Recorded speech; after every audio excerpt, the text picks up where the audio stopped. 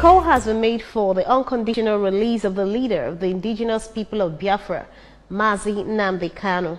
Addressing a joint press conference at the Government House, Awka, leaders of Ohanaeze Ndigbo Worldwide and Anambra State Association of Town Unions, ASATU, described the statement credited to the Attorney General of the Federation, Mr. Abubakar Malami, of invoking a state of emergency in Anambra State as unfortunate. Government House correspondent Ejika Bana completes the story.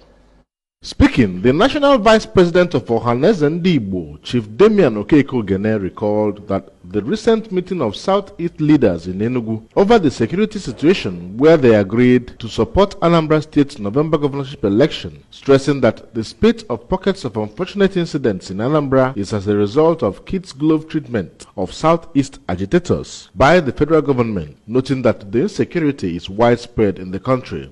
The groups pointed out that they can no longer handle the youths of the region, advising the federal government against creating tension among the populace, while saying that it has become difficult for the elders to control the youths due to the perceived inequality meted out on the Southeast people. They urged the federal government to listen to the voice of the people, emphasizing that Anambra want a conducive environment to exercise their constitutional right of casting their votes, as the federal government has all it takes to provide the needed security.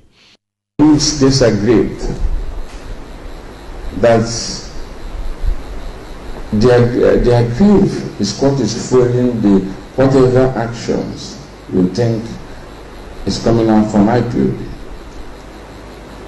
They believe that we, the elders, can no longer serve them, and their future is break from what is happening. I can see the federal government sacrificing the life of the entire Southeast because of one person, Nnamdi Kanu, holding him in the detention. All these security problems that is managing from what is happening today that makes them to suggest state of emergency. If they have the interests of Southeast at heart, they should release Nnamdi Kanu unconditionally now. Lending credence to the statement, the National President of Anambra State Association of Town Unions, Barrister Titus Akpudo, appealed to the federal government to critically examine the issue, as there is no justification for the state of emergency statement. Barrister Akpudo maintained that the situation in Anambra can be easily controlled, noting that Anambra government is on top of the security situation, and said that for a state of emergency to be declared in the state, due process must be followed. I would also like to appeal to the federal government to look critically into this statement or this intended move as stated by the Attorney General of Federation.